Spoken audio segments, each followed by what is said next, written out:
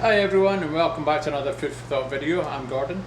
I was asked by somebody close to me to make some or show them how I make yogurt in Instapot. They've got an Instapot and they wanted to get back, do some more proper cooking type deal and more natural products. My wife and I love yogurt. We have that as our kind of a treat at night time. And we're very much going away from all processed foods and all that sort of stuff and trying to make everything ourselves. Yogurt is one of the easiest ones you can make. Now, for us, for me anyway, I use the 3.25% that we get here in Canada. You get 2% and 1%. So what I'm going to do is use 2 litres.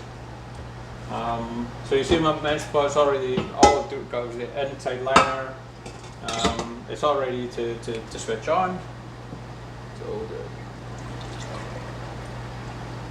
it's such an easy thing to make, and we always used to buy yogurt, and it cost a fortune, especially the Greek yogurt. We can move that forward. It's silly.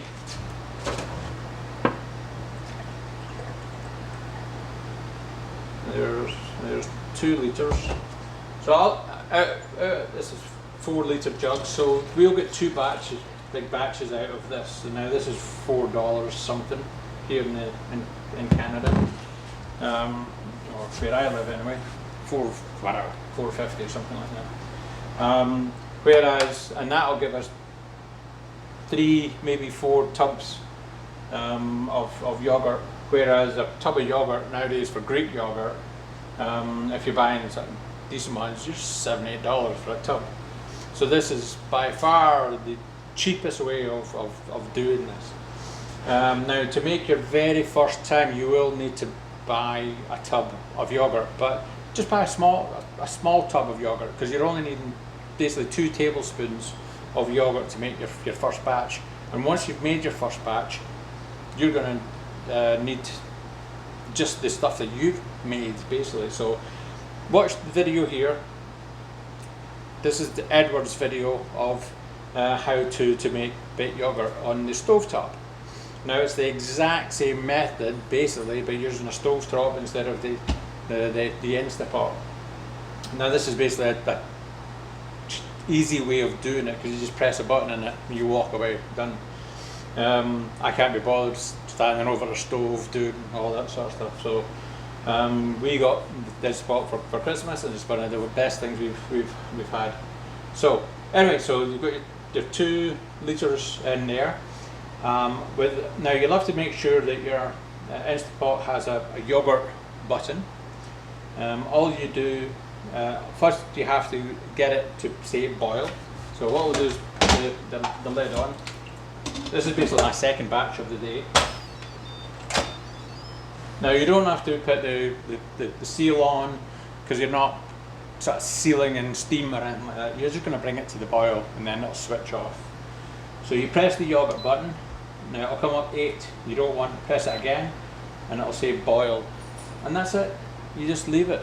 It'll then just do it naturally.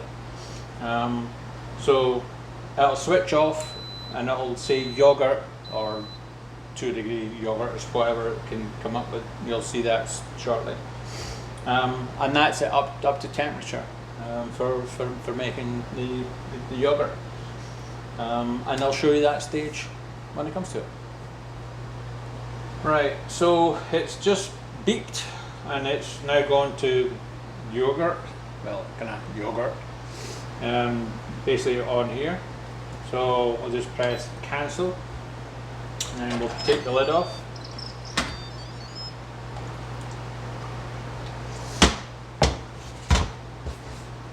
So that'll be 180 degrees. So what we'll do is going to take this out.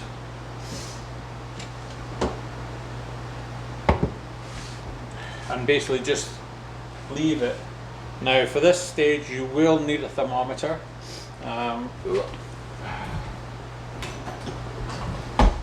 Ta-da. the thermometer I've got is actually just a dial one. You can buy digital ones, it's all good as well, but I'm basically wanting to let this cool down to about, I would say about 110 degrees, and that gives us the optimum temperature for the bacteria to start doing the culture and making it into yogurt, basically. So we'll leave that on the countertop. Now that maybe take 20 minutes, half an hour, maybe even more, but basically just keep on testing it.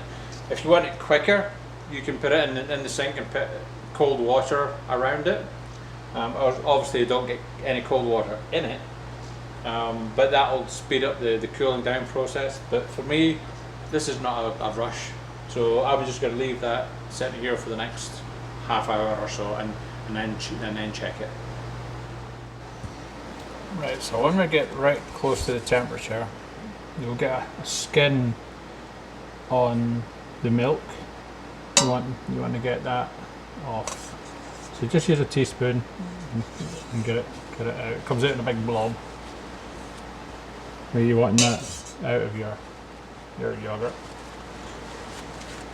So I'll just quickly check the temperature here. I want 110, 115-ish.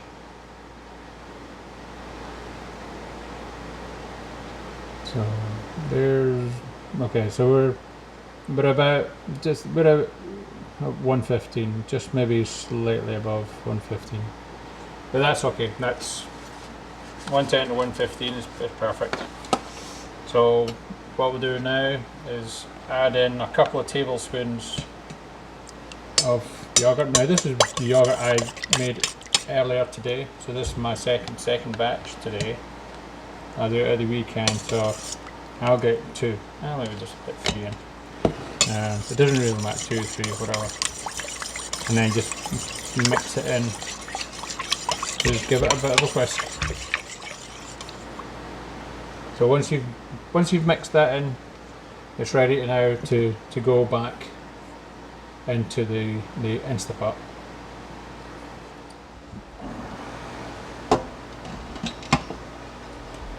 Okay, so put it back in the Instapot, put your lid on, and lock it in place. And once again, press the yogurt button, but you don't want the boil. Press it again, you get 24, press it again, you get 8, and that's what you want to do. So you just wait a few seconds and it'll beep, and then it'll start on 0, and that's basically it. And now for the Instapot, it actually counts up to 8. Normally when you put a timer on your oven and that kind of stuff, it counts down the way, but the Instapot counts up, so it'll be counting up the way. Now I'm doing this at 8:30 at night, so I'm just going to leave that, and it'll go up to the 8 hours and then just switch off, and then it'll just stay in the pot overnight until I get up. I'm actually up at 4 o'clock in the morning, get ready to go to work, so I'll start doing this first thing in the morning. But it basically requires the sort of the 110, 115 temperature for 8 hours to incubate the bacteria that's in yogurt that makes yogurt. It's almost like making bread. You're basically almost proofing the bread with the yeast. This is the bacteria proofing to and incubating to make the yogurt. And it's as simple as that. So we'll just wait till we go to the next stage. So the yogurt is now basically done. You can tell by it's gone back to the indication that it says yogurt. So that's the 8 hours is complete. So all we need to do now is open it up. And we get prepared by having a bowl and a sieve and cheesecloth. So, because what we'll basically doing the same as what Edward did in the first video. You can take your inner section out, and then we basically just scoop it into the bowl, and that way all the whey that we've got will drain down into the bowl.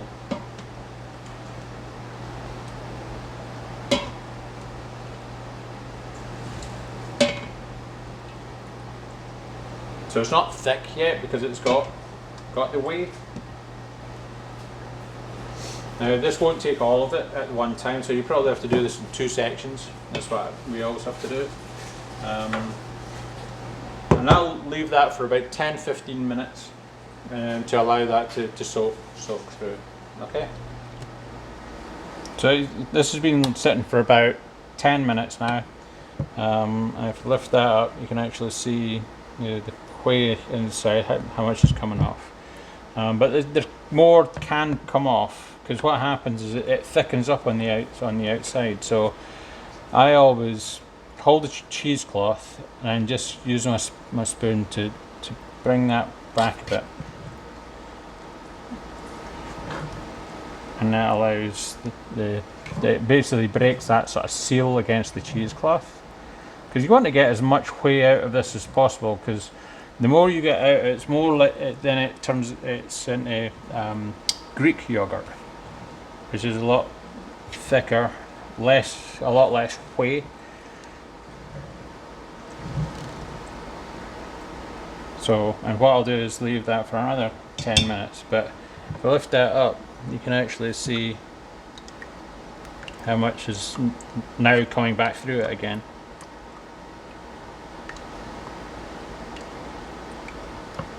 Now, when you've actually finished all this process, you'll be left with a whole bunch of whey. You can use it again. There's quite a few different ways of using the whey. You can either put it in a watering can and with your water, and you spray that on your vegetables, tomatoes and all that sort of stuff, and it's a nutrient for the ground. It can be then used with if you're doing a power shake. So if you've got a liquidizer or something and you put different vegetables, I suppose you can. If you want to do a fruit shake, doing fruit, frozen fruit or fresh, whatever, mix it in with the whey, because this is where whey protein for bodybuilders and all that sort of stuff comes from. But for me, I also put some of this in the water for the chickens. And the chickens get extra proteins from the whey as well, so none of this is wasted. So anyway, so I'm going to leave it for another 10 minutes and then we'll put it into pots. So now that it's been sitting for a while now, I think that's as much as we're going to get out of this section here. So all we do is take our spoon and ladle it into our containers. Now it'll thicken up once it goes cold in the fridge.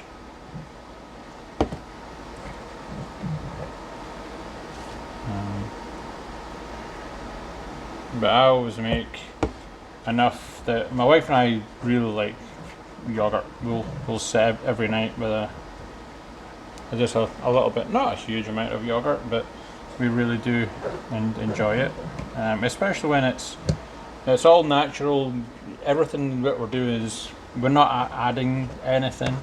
We're getting very much away from any foods at all that is pre-packed or anything like that. That's just not for us whatsoever nowadays.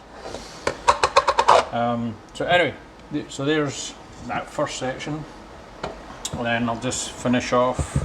I'll just pour in the rest, and you'll see there's a whole lot of whey in the bottom of this. But as I say, once that all goes through the sieve, that all gets fed to the chickens or put into the garden as a fertilizer for the tomatoes, etc., etc. And that's as simple as it gets. Now, we find it as a lot of yogurts, plain yogurts, that for me they're quite tart. So we'll have ours with some fruit, but we always have a sort of maybe a teaspoon of honey. We've got lots of places around here that there's bees, so we get bee honey locally. So make sure that if you're going to buy honey, buy local stuff. Most people will have that reasonably local.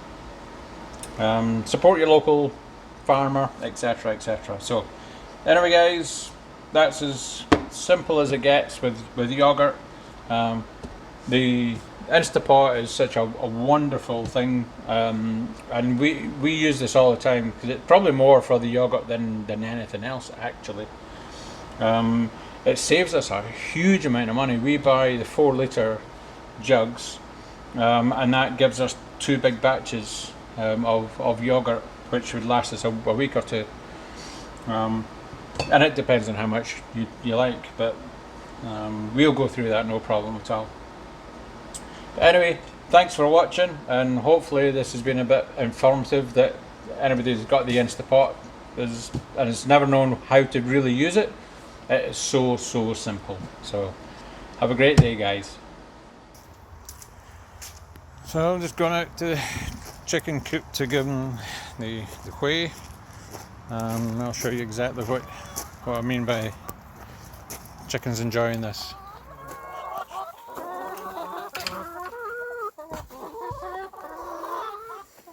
Come on, back you go. Wait.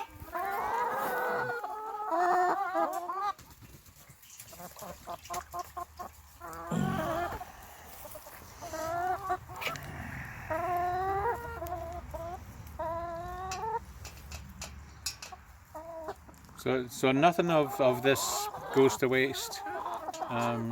You can either put it in with to drink, or you can put it in at the garden as fertilizer, but the chickens love it and it's full of protein. But one thing is, don't give them too much.